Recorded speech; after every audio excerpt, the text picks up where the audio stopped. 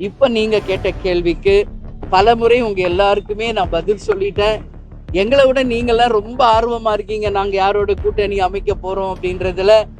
அதனால இன்னைக்கு நானே சேனல்ல பார்த்தேன், அவர் வந்திருக்காரு எங்களோட பேசுறாரு, நீங்க தான் போடுறீங்க.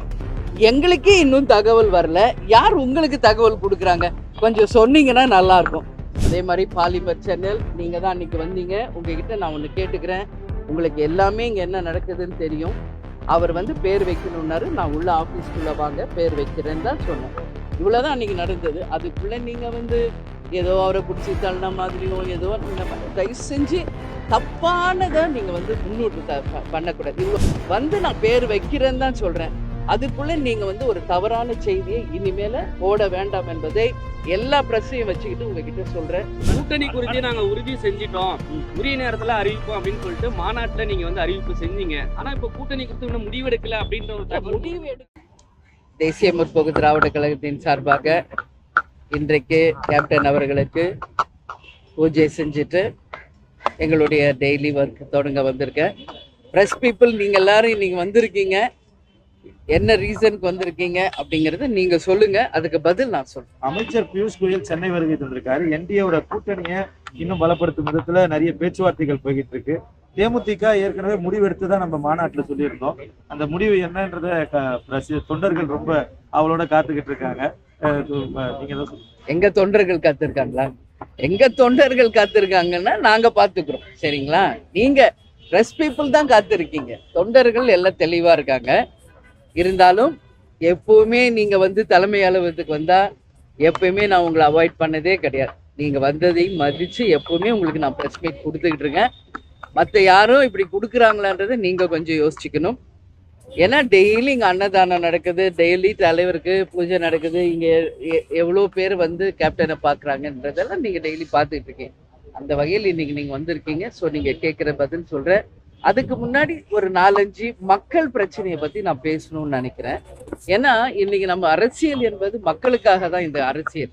அப்படி இருக்கின்ற வகையில் இன்னைக்கு நம்ம முக்கியமாக நான் வந்து ஒரு பெண் தலைவராக இருக்கும் பொழுது மதுரையில் எல்ஐசியில் அலுவலராக இருந்த கல்யாணி அப்படின்றவர் வந்து ஒரு தவறை சுட்டி காட்டியதால உடன் பணியாற்றுகின்ற ராமகிருஷ்ணன் அவர்கள் அவர் மீது பெட்ரோல் ஊற்றி எரிச்சிருக்கார். இது தீ விபத்து என்று நாடகம் ஆனாங்க. ஆனா இன்னைக்கு ஆய்வு செய்து அது வந்து திட்டமிட்டப்பட்ட படுகொலை அப்படிங்கிறத கண்டுபிடிச்சு இன்னைக்கு அவரை கைது செய்திருக்காங்க. அதற்காக காவல்துறைக்கும் தமிழக அரசுக்கும் தேமுதிக சார்பா பாராட்டுகளை தெரிவிச்சுக்கிறோம். ஏன்னா இது வெறுமனே கண்துடைப்பாக ஆக்சிடென்ட் முடிச்சிடாம அதன் பின்னணி என்ன என்பது ஆராய்ஞ்சு இன்னைக்கு கைது பண்ணியிருக்காங்க. ஒரு பெண் மேலாளர் அவங்க அந்த ராமகிருஷ்ணன் என்பவர் செய்த தவறுகளை சுட்டி காட்டி கண்டிச்சதுனால அந்த அம்மா மேல பெட்ரோல் ஊத்தி எரிச்சிருக்கார். இது எந்த அளவு ஒரு கொடுமையான ஒரு விஷயமாக நாம வந்து கண்டிப்பா எல்லாரும் சேர்ந்து இதற்கு எதிர்ப்பு தெரிவிக்கணும். இன்னைக்கு பெண்கள் எல்லா துறையிலும் கோலோச்சி இருக்கின்ற இந்த காலகட்டத்தில் ஒரு மேலாளராக இருக்கும் ஒரு பெண்ணுக்கு இந்த நிலை என்றால் என்ன பாதுகாப்பு இந்த மற்ற பெண்களுக்கு? இன்னைக்கு அவங்க வேலை செய்யற இடமா இருக்கட்டும், எங்க சென்றாலும் என்ன இருக்குன்றது இன்னைக்கு மிகப்பெரிய ஒரு கேள்விக்குறி. சட்டம் நிச்சயமாக இந்த விஷயத்துல கடுமையான ஒரு தண்டனையை ராமகிருஷ்ணனுக்கு வழங்க வேண்டும் என்று தேமுதிகவின் பொதுச் செயலாளரை பெண்ணா இல்ல ஒட்டுமொத்த பெண்கள் சார்பாக இதை நான் வந்து நீதி அரசர்களை கேட்டுக்கிறேன். உச்சபட்ச தண்டனையான ஆயுள் தண்டனையை அவருக்கு தரணும். ஒரு உயிரை வந்து அப்படி அவ்வளவு அனாவசியமா அவர் கொண்டிருக்காருன்னு இது ஏத்துக்கக்கூடியது கிடையாது. அதே போல அவர் பணியாற்றிய எல்ஐசி நிறுவனத்துக்கும் ஒரு வேண்டுதல், அந்த அம்மாவுக்கு குடும்பத்துக்கு உரிய நிதி வழங்கி அவங்க குடும்பத்துல ஒருத்தருக்கு நிச்சயம் வேலை வாய்ப்பை தரணும். இது போன்ற நிகழ்வு வேறு எங்கும் நடக்காத வண்ணம் சட்டம் கடுமையான ஒரு நடவடிக்கை எடுக்கணும். அவருக்கு கொடுக்கிற தண்டனை இனி அந்த மாதிரி எண்ணம் கூட யாருக்கு வரக்கூடாது அப்படின்ற அளவு கடுமையான ஒரு தண்டனையா இருக்கணும். அதே போல நேற்று சென்னையில பாக்குறோம், டெலிவரி பாய் பைக்ல போறாரு, அவரை சுத்தி ரோட்ல பட்ட பகல வெட்டி கொலை செய்யறாங்க. அது மட்டும் இல்ல, இது மாதிரி கொலைகள் எங்கு பார்த்தாலும் நடந்துகிட்டு இருக்கு. இதெல்லாம் பாக்குறப்போ உண்மையிலே மிக மிக மனசு கஷ்டமா இருக்கு. கண்டிக்கக்கூடிய ஒரு விஷயம், கஞ்சா போதைகளை நிச்சயம் கட்டுப்படுத்தணும். இது போல சட்டம் ஒழுங்கை கட்டுப்படுத்தணும். மக்களுக்கு ஒரு பாதுகாப்பை நிச்சயம் இந்த அரசு உருவாக்கணும். அது மட்டும் இல்லை, இன்றைக்கு நம்ம மணலூர்பேட்டை, அதாவது கள்ளக்குறிச்சி மாவட்டம் மணலூர்பேட்டையில் கேஸ் சிலிண்டர் வெடித்து ஒரு பெண்மணி உயிர் இழந்திருக்காங்க. கூட இருந்த 15-20 பேர் படுகாயம் அடைஞ்சிருக்காங்க. தேமுதிக சார்பாக எங்கள் மாவட்ட செயலாளர் கருணாகரனை, எங்கள் கழகத்தினரை சென்று அவங்களுக்கு அட்மிட் ஆனவங்களுக்கு ஆறுதலும், இறந்தவர்கள் உயிருக்கு நாங்கள் அஞ்சலி செலுத்த சொல்லியிருக்கோம். அவங்களுக்கு அரசு நிதி அறிவிச்சிருக்காங்க, வரவேற்கத்தக்க ஒரு விஷயம். ஆனால் இது போன்ற ஒரு பொது இடத்தில் இந்த மாதிரி நிகழ்வுகள் நடக்காத வண்ணம் முன்கூட்டியே காவல்துறை பாதுகாப்பு தரணும்னு சொல்லி நான் கேட்டுக்கிறேன். ஏன்னா இது போல சிலிண்டர் வெடிக்கிறது, கேஸ் பலூன் வெடிக்கிறது, பட்டாசு தொழிற்சாலையில விருதுநகர்ல இது மாதிரி பல விபத்துகள் எங்கு பார்த்தாலும் நடக்கு. இதில் அப்பாவி உயிர்கள் பலியாறாங்க. நிச்சயம் இது எல்லாமே தடுக்கப்பட வேண்டும் என்பதை மக்களுடைய கோரிக்கையாக தேமுதிக சார்பாக நான் வைக்கிறேன்.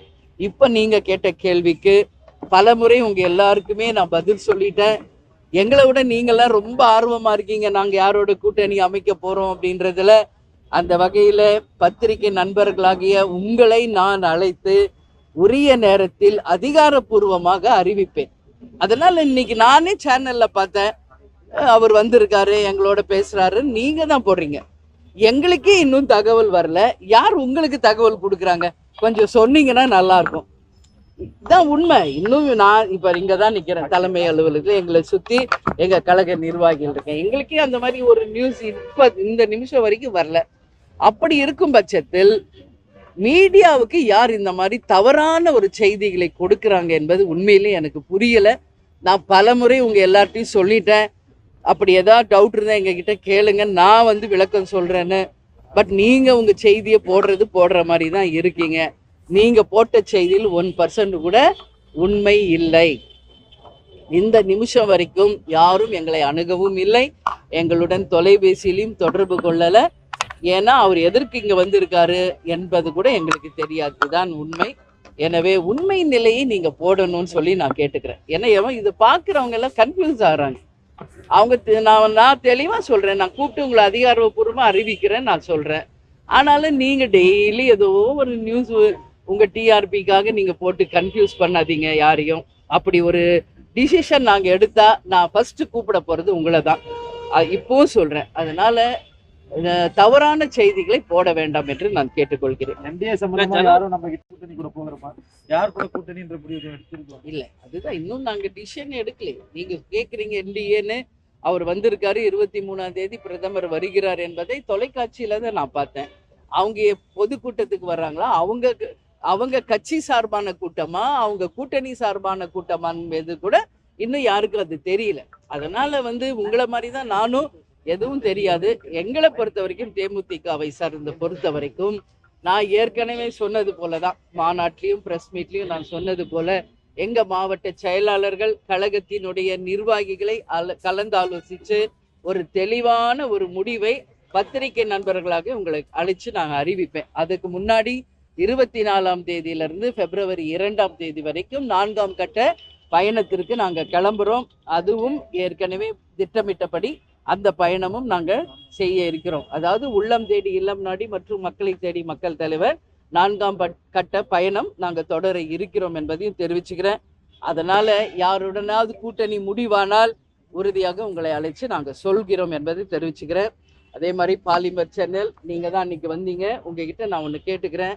உங்களுக்கு எல்லாமே இங்கே என்ன நடக்குதுன்னு தெரியும்.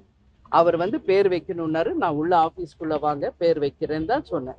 இவ்வளவுதான் அன்னைக்கு நடந்தது. அதுக்குள்ள நீங்க ஏதோ அவரை பிடிச்சி தள்ளின மாதிரியும் ஏதோ இந்த மாதிரி தயவு செஞ்சு தப்பானதை நீங்க முன்னோட்டு பண்ணக்கூடாது. இவ்வளவு பேர் நிக்கிறாங்க, டெய்லி இவ்வளவு பேர் சாப்பிட்றாங்களே, ஏதாவது ஒரு பாசிட்டிவ் நியூஸோ ஒரு பிளஸ் நியூஸோ ஏதாவது போடுறீங்களா? அப்புறம் அந்த குழந்தைக்கு நான் தான் பேர் வச்சேன். அவங்களுக்கு வேண்டிய மரியாதை செலுத்தி தான் நான் அனுப்புறேன். ஏன்னா 12:30 நான் சொல்றேன், டைம் ஆயிடுச்சு, சாப்பாடு போட்டு நான் ஆஃபீஸ்க்குள்ள வரேன், நான் பேர் வைக்கிறேன்னு தான் சொல்றேன். அதுக்குள்ள நீங்க ஒரு தவறான செய்தியை இனிமேல போட வேண்டாம் என்பதை எல்லா பிரச்சனையும் வச்சுக்கிட்டு உங்ககிட்ட சொல்றேன். ஏன்னா இங்க நடக்கிறது அத்தனையும் நல்ல விஷயங்கள் தான் நடந்துட்டு இருக்கு. அதையெல்லாம் நீங்க எதுவும் காமிக்க மாட்டேங்கிறீங்க. இல்லாத ஒரு விஷயத்தை பூதாகரமாக்கி மக்கள் மத்தியில உங்க டிஆர்பி ஏத்தணுன்றதுக்காக தேமுதிகவை தயவு செஞ்சு பயன்படுத்தாதீங்க. அப்படி ஏதாவது டவுட் இருந்தா என்கிட்ட டைரக்டா கேளுங்க. நான் உங்களை டெய்லி கூப்பிட்டு பேசுறேன். உங்க டவுட்ஸ் எது இருந்தாலும் கேளுங்க, நான் சொல்றேன். அதுக்கு பதில் தப்பு செய்தியை தயவு செஞ்சு போட வேண்டாம். இது கடைகோடியில் இருக்கிற தொண்டர் வரைக்கும் அந்த சேனல்ஸ் மேல கடும் கோபத்தை இது உண்டாக்குது. அது வேண்டாம். நான் ஃப்ரெண்ட்லியா இருக்கணும்னு நினைக்கிறேன். நீங்களும் அதே ஃப்ரெண்ட்லியை நீங்களும் காப்பாத்திக்கணும்னு சொல்லி நான் கேட்டுக்கிறேன். கூட்டணி குறித்து நாங்க உறுதி செஞ்சிட்டோம், உரிய நேரத்துல அறிவிப்போம் அப்படின்னு சொல்லிட்டு மாநாட்டுல நீங்க வந்து அறிவிப்பு செஞ்சீங்க. ஆனா இப்ப கூட்டணி குறித்து இன்னும் முடிவெடுக்கல அப்படின்ற ஒரு தகவல் முடிவு எடுக்கலன்னா எங்க கட்சிக்குள்ள நாங்க கலந்து ஆலோசிச்சிருக்கோம். புரியுதுங்களா? முடிவு எடுத்துட்டோம்னா எங்க மாவட்ட கழக செயலாளர் மீட்டிங் நடந்தது இல்லையா, அவங்களோட பேசி எப்படி ஒரு டிசிஷன் எடுக்கணும் என்பதை அவங்க கருத்துக்களை நான் கேட்டிருக்கிறேன். தெளிவாவே சொல்லியிருக்கேன். ஒரு ஃபார்ம் கொடுத்தோம், அவங்க எந்த கூட்டணிக்கு போகணும் டிக் பண்ணி கொடுத்துருக்காங்க. கீழே ஒப்பீனியனும் கொடுக்க சொல்லியிருக்கோம். அவங்க ஒப்பீனியனையும் அவங்க விருப்பம் யாருடன் செல்லணும் என்பதை கொடுத்துருக்காங்க. ஸோ அது நாங்கள் கலந்து ஆலோசிச்சிருக்கோம். ஒரு டிசிஷன் எப்போ வரும்னா, ஒரு கூட்டணி என்பது அந்த கட்சிகளோட பேசி அவங்க தலைமை யார் இருக்காங்களோ அவங்க அறிவிக்கும் போது, இங்க தலைமை கழகத்துல நாங்க அறிவிக்கும் போது அது ஆதாரபூர்வமானது, அபிஷியலானது. அதற்கு முன்னாடி வருகின்ற செய்திகள் எல்லாமே உண்மைக்கு புறம்பானவை என்பதை மட்டும் நீங்கள் புரிந்து கொள்ள வேண்டும் என்று கேட்டுக்கொள்கிறேன். என்டிஏ வந்து இப்ப தெளிவில்லாம இருக்கு அப்படின்றத எடுத்துக்கலாமா? ஏன்னா பிரதமர் நரேந்திர மோடி 23ஆம் தேதி வராரு, இன்னைக்கு பியூஷ் கோயல் வந்து தமிழ்நாட்டுல இருக்காரு. ஆனா உங்களுக்கு அழைப்பு எதுவும் இல்லை அப்படின்றீங்க. அப்போ என்டிஏ கூட்டணி குழப்பத்துல தமிழ்நாட்டுல இருக்கிறாங்க அப்படின்றத எடுத்துக்கலாமா? அது நீங்க பியூஷ் கோயல் இங்க வந்திருக்காரு, என்டிஏல இருக்கிற இன்னைக்கு பாஜகல இருக்கிற தலைவர்கள் இருக்காங்க, அவர்களிடம் கேட்க வேண்டிய கேள்வி. இதை தேமுதிக அலுவலகத்தில் என்னிடம் கேட்டால் அதற்கு என்னிடம் பதில் இல்லை. இதற்கு முன்னாடி என்டிஏ அலைன்ஸ்ல நீங்க இருந்தீங்க. அழைப்பே வரலைங்கிறப்ப அது இல்ல, அது நான் சொல்ல முடியாதுல்ல. ஏதோ நடக்காத ஒரு விஷயத்திற்கு நீங்க என்ன பதில் சொல்றீங்க. அதனால அதற்கு இப்ப பதில் சொல்ல முடியாது. இந்த நிமிஷம் வரைக்கும் அப்படி கிடையாது. அதுதான் உண்மை, அதுதான் ஒரு தெளிவு. என்னங்க, என்டிஏ அலைன்ஸ்ல ஏற்கனவே நீங்க இருந்தீங்க. இப்போ வந்து என்ன அப்படின்னா, இன்னைக்கு வந்து டிடிவி தினகரன் என்டிஏ அலைன்ஸை உறுதிப்படுத்திருக்காரு. சரிங்க. அப்போ அப்படி இருக்கும்போது உங்களுக்கு பேசல, சரியான தகவல் இல்லைன்னு சொல்றீங்க.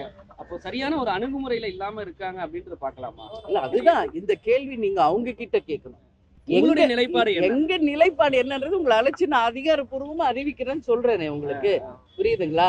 அதனால இன்னும் தேமுதிக யாருடன் கூட்டணி என்பதை முடிவு செய்யவில்லை. முடிவு செய்யலைன்னா முடிவு பண்ணிட்டு மாநாட்டுல சொன்னீங்களேன்னு சொல்லாதீங்க.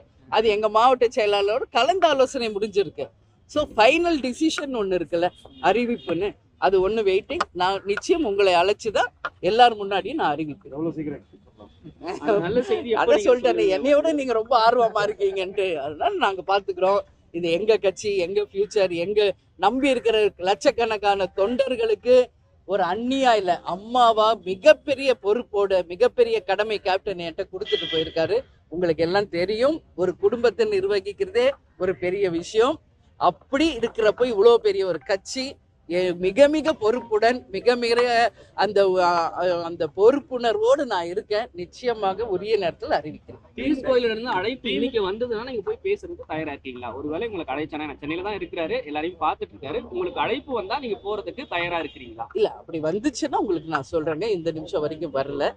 அவங்க மீட்டிங்கே என்னன்னு இன்னும் நிறைய பேருக்கு புரியல. அவங்க கட்சி மீட்டிங்கா கூட்டணி மீட்டிங்கானே தெரியல. அதனால பொறுத்து இருப்போம். சரிங்களா? 23rd தான் அவர் வர்றாரு, அன்னைக்கு பார்ப்போம். நான் தான் சொல்லிட்டேன். நீ ஒரு கட்சியா நீங்க கேக்குறீங்க. எல்லாருமே எங்களுக்கு தோழமை கட்சிகள் தான். ஏற்கனவே உங்களுக்கு சொல்லியாச்சு. கேப்டன் குரு பூஜைக்கு எல்லாரும் வந்தாங்க. எல்லாருமே எங்க ஃப்ரெண்ட்லி தான், தோழமை கட்சி.